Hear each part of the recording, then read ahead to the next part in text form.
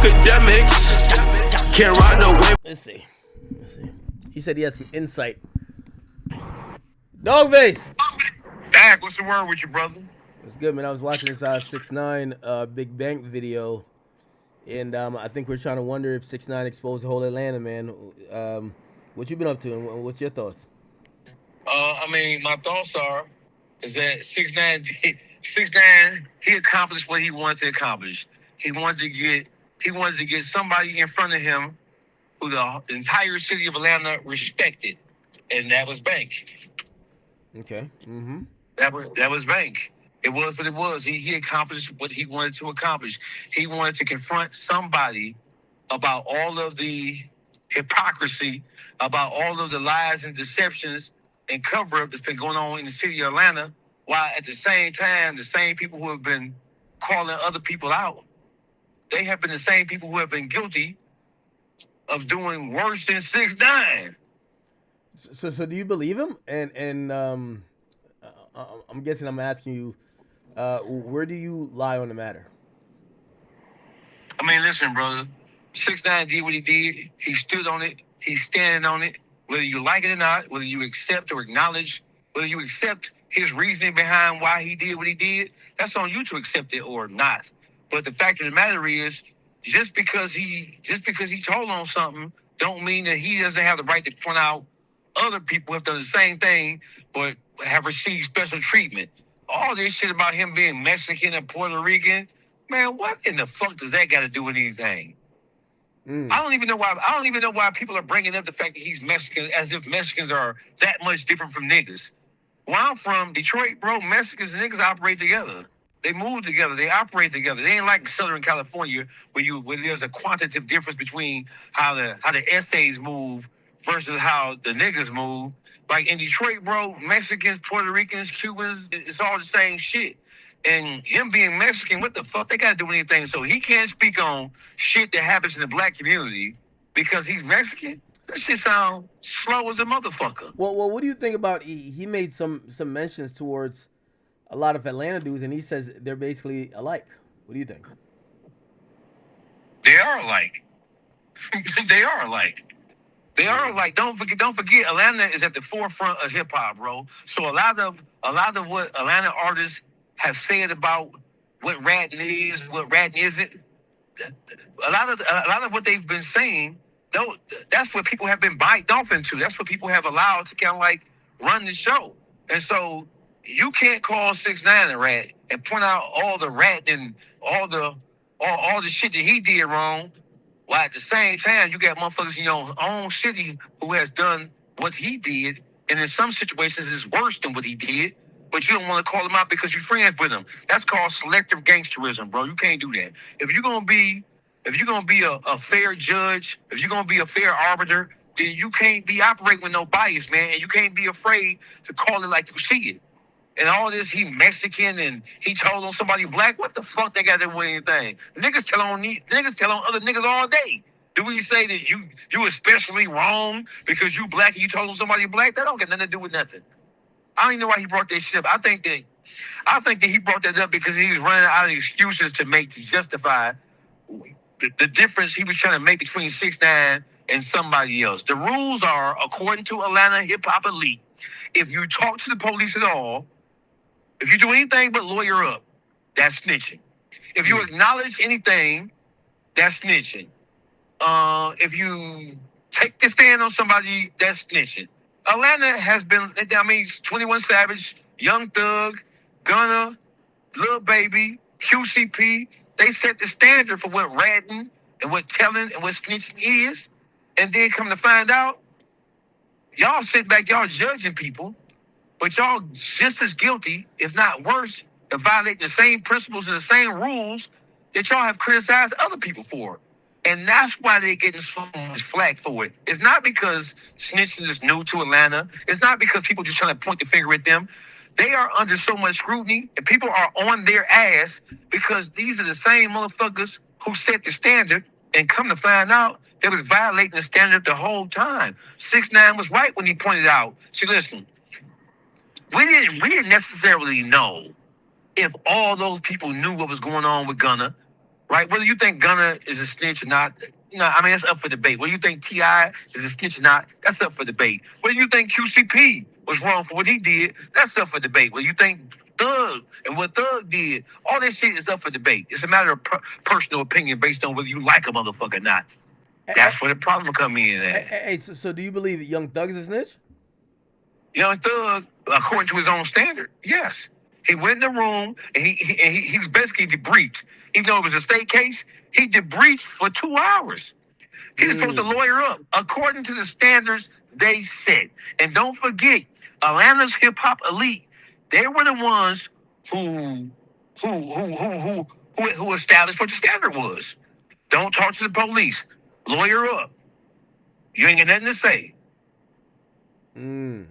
Don't associate with rats. Don't interview rats. Don't do song with rats. Don't do any of that. Hey, listen, don't forget, Big Bank was one of the most vocal people. Thug was one of the most vocal people from a jail cell. He was vocal about what Kodak Black did in terms of taking that $1 million to do that song with 6ix9ine.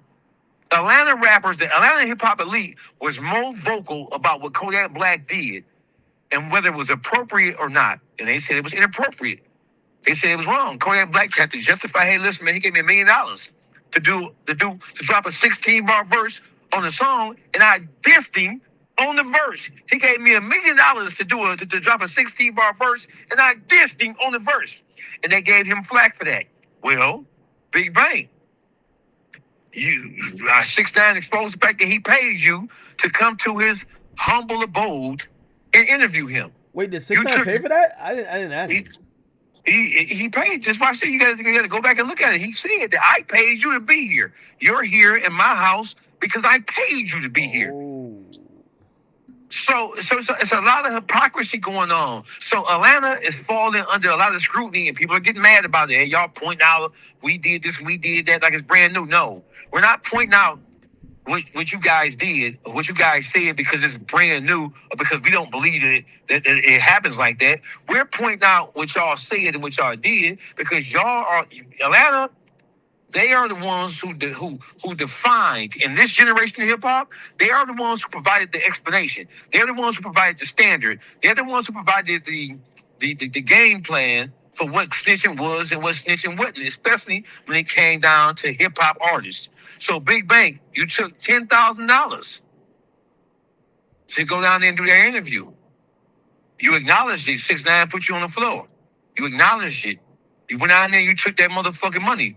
You took a bite out of the poisonous apple the same way y'all said that Kodak Black took a bite from the poisonous apple. You took money to interview him. So now we have to look back in hindsight at what they were saying about Kodak Black. Let's be fair. You guys said that Kodak Black was wrong.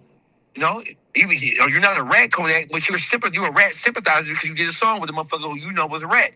And Kodak Black said, shit, I got that money, bro. It's about the money. It's about the business. You know, I don't give a fuck about whether he read it or not. That's none of my business. He gave me some money to do a verse with him. I wouldn't give a fuck if he was a Martian from the Andromeda Galaxy. I don't give a fuck. I'm gonna go get that motherfucking $1 million. And they said, no, you're wrong. You should have did that. You violated street code. So what did Big Bank do when he got paid to go down there to 6ix9ine's house to interview him? And what are you interviewing him about? What's new with 6ix9ine? Did he drop an album? Drop a mixtape? Well, is he in a movie? I feel like he's trying to push that conversation forward because I think Atlanta, you know, I'm starting to hear Atlanta rappers kind of talk about it. The Young Thugs, the Gunners, and them kind of there's a dark cloud over the city where people are starting to say, this is the land of hypocrites. Most of these guys, they aren't as thorough as people think because of the snitching allegations. So I think he's trying to confront that conversation head up rather than just ignore it. Hey, listen, what's wrong with that? Why can't he do it? So you can say, well, hey, you're Mexican, so you don't have a right to question what black people do.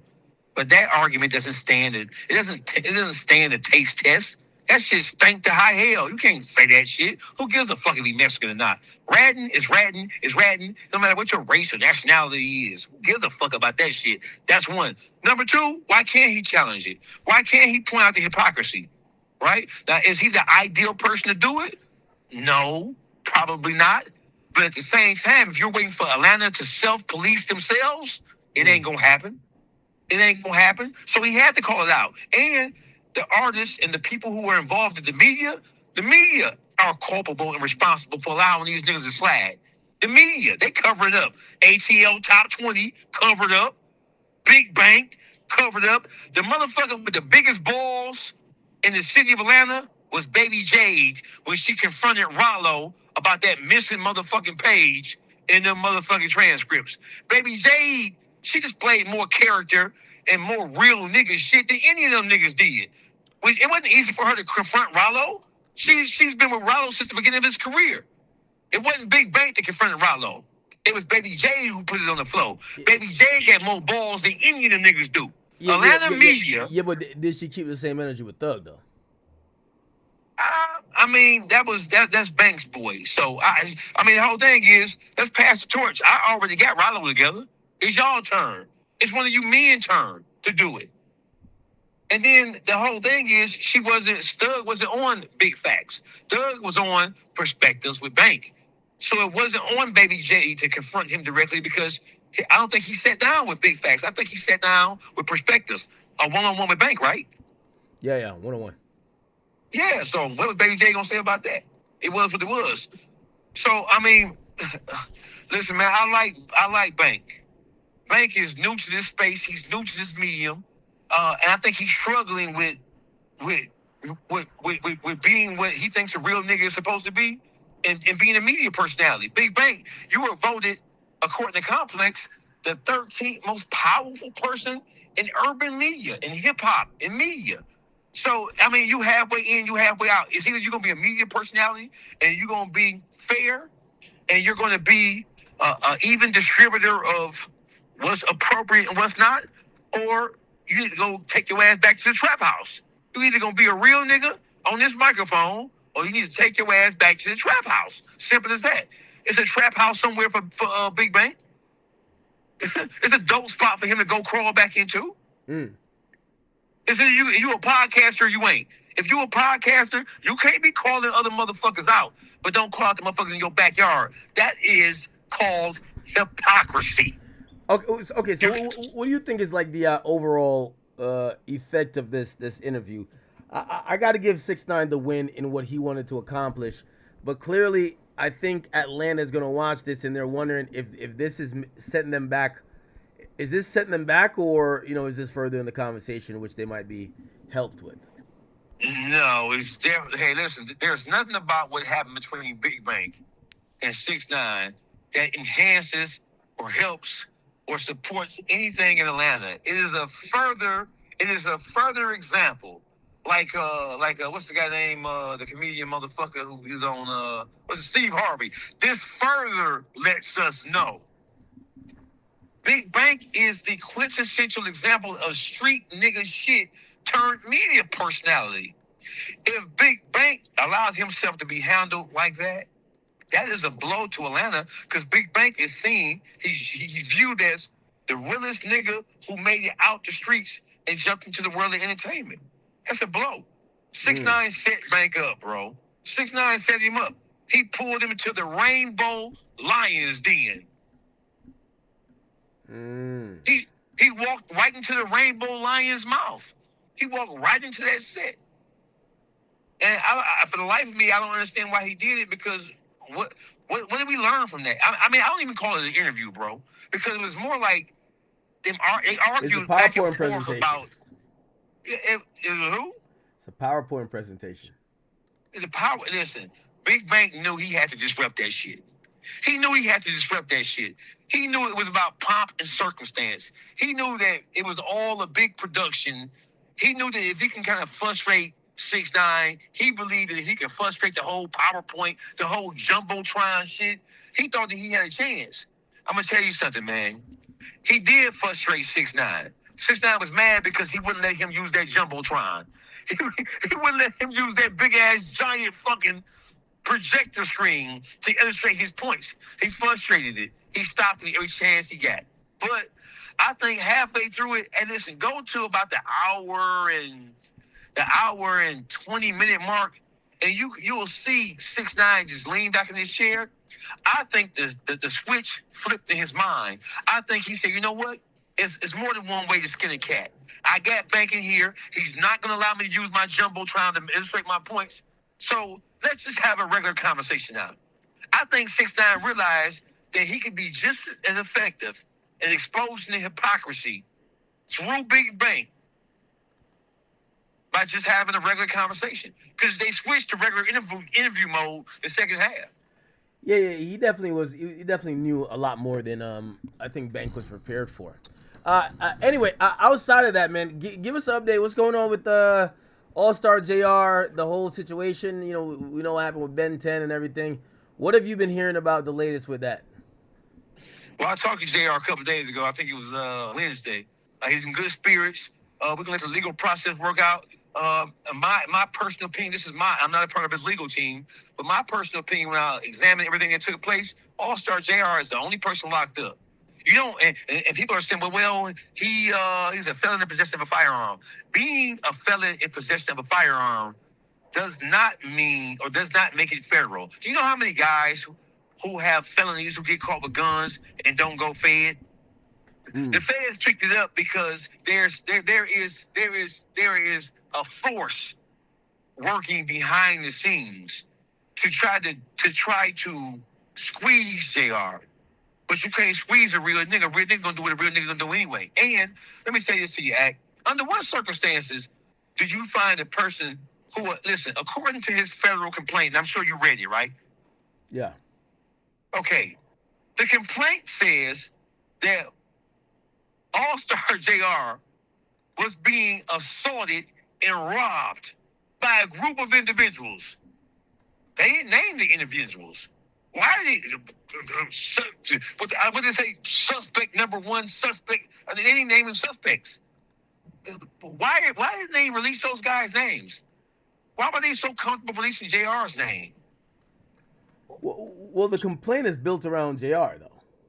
Hey, but listen, they spoke about Ben 10, Daddy and Ron, OG3, and the rest of them cocksucking ass niggas. They spoke about them in a way that would suggest that those guys were victims. They were not victims. If I try to rob you, Act, and you shoot me, right? I'm just a shot motherfucker. I'm just a shot robber. That don't make me no motherfucking victim. I don't get to be the victim if in the commission of a felony, in the commission of a crime, I get hurt. Just because I got hurt does not make me a motherfucking victim. It makes me a criminal who got my ass popped while I was doing some dumb ass shit. So listen, when you listen, why didn't they name their names? Well, I agree. I agree with you, but they still haven't charged them. So, like, why do you think they haven't charged them yet? Because Jay Prince Sr. is working his hand. Do you know how many in a federal case? Man, Jay Prince Jr. Listen, Sr. is a legendary, mythological, larger-than-life figure. And I don't give a fuck what people say about niggas. Talk all shit they want to talk about Sr. Sr., listen, bro. Sr. has been a millionaire since you was in fucking third grade. You was in diapers, bro. Do you know how many motherfucking judges that he has sponsored and paid for their campaigns? You know how many prosecutors that he didn't sent to school? You know how many lawyers he didn't sent to college? Senior is not an ordinary motherfucking music tycoon. He's not an ordinary mogul. Jay Prince Sr. is a smart motherfucker, bro. Do you know how much power he got behind the scenes? He didn't just use those millions of dollars to go buy cars and shit. He used that goddamn money to fund political campaigns. He's firmly entrenched into the political and judicial system in the state of fucking Texas, especially in Houston, bro. Jay Prince Sr. is a bad motherfucker, bro. Whether you like him, dislike him, whether you think he should wrap his arms around his son and sit him down or not, Jay Prince Sr. is a bad motherfucker, man. And I believe that he got his hand in this shit. I believe he done made all the necessary phone calls. And I think it's all to protect his son. I don't think he give a fuck about them dumbass NBA niggas. I think that he doesn't want this shit to touch his son. Because when you look at it, Allstar JR is at the federal holding facility in Texas right now. But when you read the criminal complaint, it says that he was being assaulted by multiple people, and he was being robbed. It specifically spells it out. It gives it in explicit detail. And it doesn't say he had a firearm. It says that during the melee, I'm paraphrasing here, during the altercation while he was being robbed and beaten severely by multiple people, he came into possession of a firearm. And he used the firearm to shoot them wicked motherfuckers down to the ground. So the question is, do you think he's down to take the stand to point out Ben 10 and say that's the guy that was robbing me? And I had to he doesn't know. He doesn't. First of all, he don't gotta take the stand to point out who was doing what. The video speaks for itself. And the video, don't forget, Akademiks, the video that we saw came from an onlooker, came from just a patron of the restaurant. The restaurant is equipped with surveillance cameras. They have those surveillance cameras. They have them. See, all we know is what the restaurant is camered up.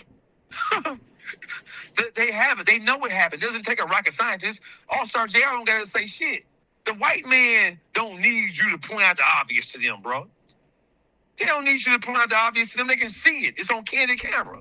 So the whole thing is, you don't have a felon in possession of a firearm without having a human being being assaulted and robbed. You get that first. How the fuck is he the only? Oh, Dawgface, that sounds some red ass shit you saying. They supposed to be locked up. You motherfucking right. You motherfucking right. You motherfucking right.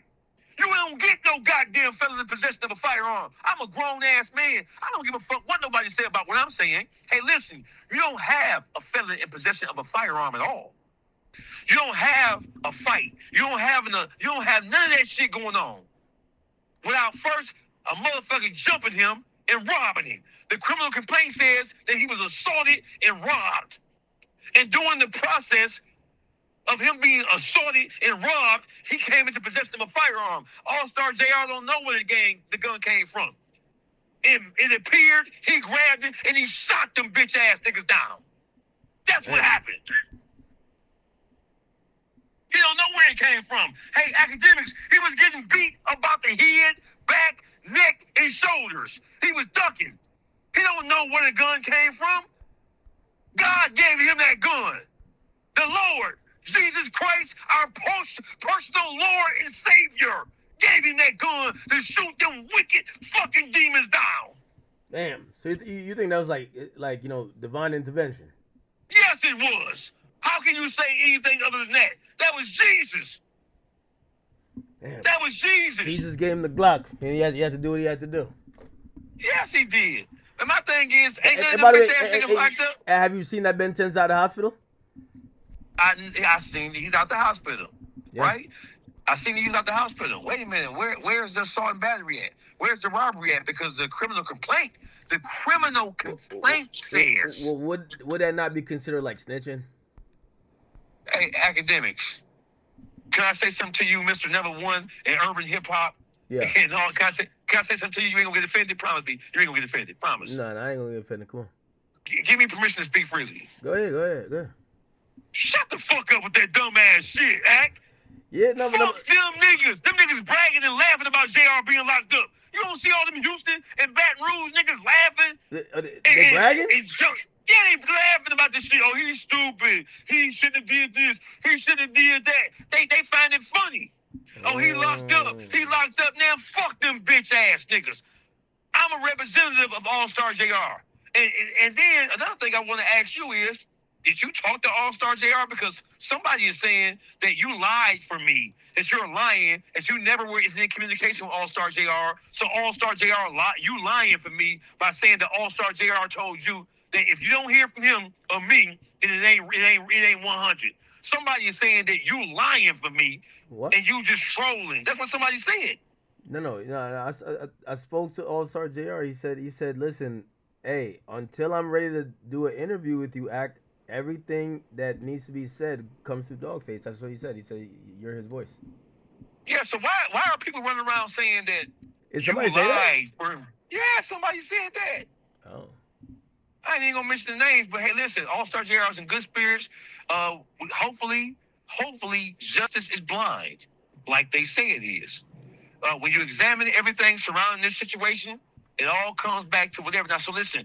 Well, so now we have all these fake legal experts saying, well, there is a provision in federal law where they recognize a felon. They recognize that a felon can be in possession of a firearm and use a firearm if he's being victimized. If his life is in danger, or if his life in danger, he can possess and use a firearm to protect himself. But they're saying, well, JR went overboard. That's what they're saying. Well, JR went overboard. Well, there is a provision in federal law where they do recognize that a felon can be in possession of a firearm and use it to protect themselves if they're in fear for their life. But they're saying, well, Allstar JR, he went too far because he stood over somebody. He came back. Hey, listen. He was walking him down, supposedly. Hey, listen, brother. Let me tell you what a walk down is. A walk down is what the fuck George Zimmerman did to Trayvon Martin. That's a fucking walk down. A walk down is what them motherfucking hillbillies did to Ahmaud Arbery. That's what a walk down is. You can't tell a man when he views a threat over with, when he being jumped by 4, 5, 6, 7, 8, 9, 10 motherfucking demons. How you gonna tell him in his mind? He didn't know where all those motherfuckers was. He didn't know who had a firearm. He didn't know shit. He wasn't even his right state of mind. If it was a white boy had did that shit, they would be praising him and saying, thank you. I'm glad you had a firearm to shoot those niggers down. They would be praising him. But all these Monday morning fucking quarterbacks, all these fucking Johnny Cochran, Mark Garrett, ghost ass, goddamn federal fucking niggas, and you legal beagle ass, dumb ass niggas who ain't graduated from the fucking 3rd grade talking about, well, he went too far. How you gonna tell a man what's too far when he's being jumped and beaten and robbed? You can't tell him what was going on in his goddamn mind, especially because he's been a victim before of a gunshot when somebody shot him in his goddamn face. Yeah. He had a flashback. You can't tell him what he thought was too far or when he thought the threat was over with. You can't tell him that. Yeah, I actually agree. I actually think this is going to be an easy case to beat. And then the whole thing is, we can even argue that. Let's be real. Okay, let's keep it G. We can argue whether he went too far. But we can't argue whether or not he had legal authorization based on the law as is applicable. We can't argue the fact that, hey, listen, if we take away the whole he maybe went too far thing, then it's a slam dunk case. The only thing that's giving people reason for pause, okay,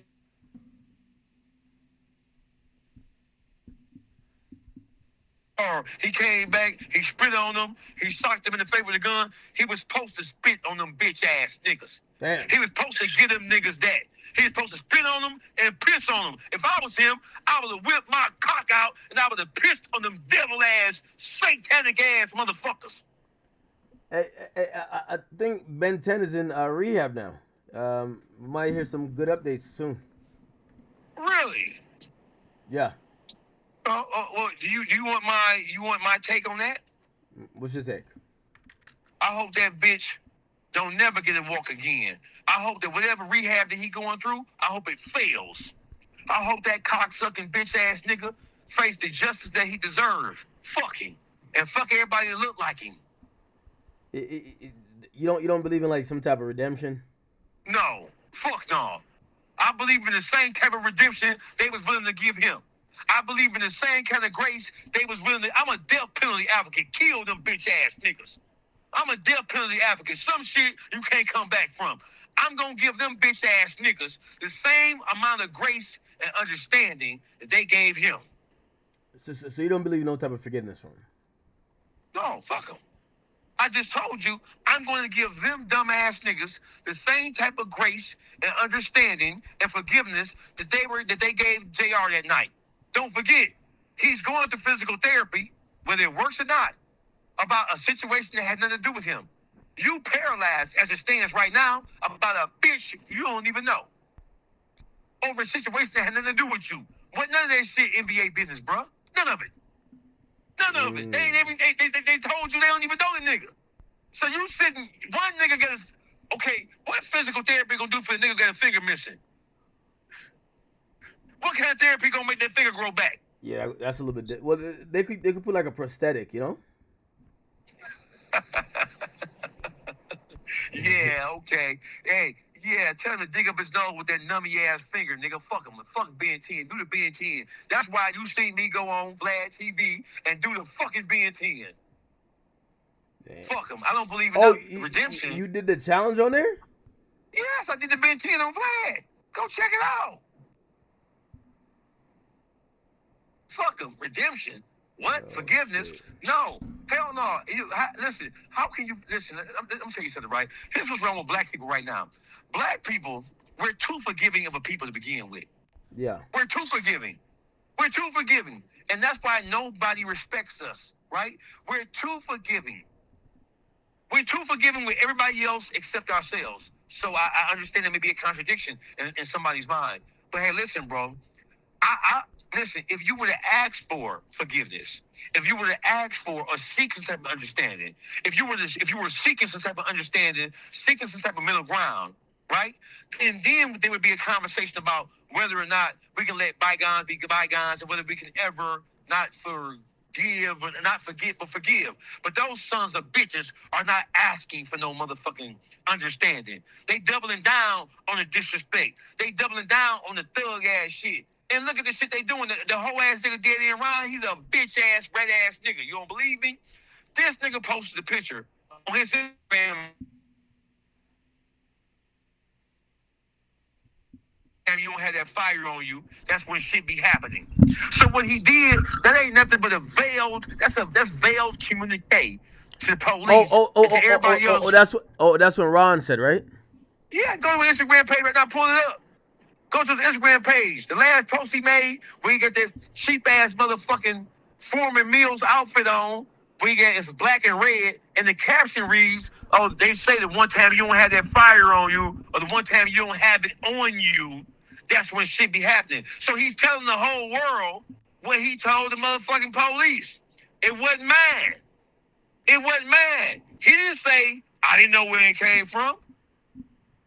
Them motherfuckers made statements, man. If you think they did you a goddamn fool, them hoe ass niggas made statements. If you believe that them dumb, goofy ass, satanic ass, devil worshiping ass motherfuckers sitting in that hospital for 2-3 weeks and the federal investigators didn't question them, you don't believe that. You don't believe that. It sounds improbable. I won't lie. Highly improbable. By the way,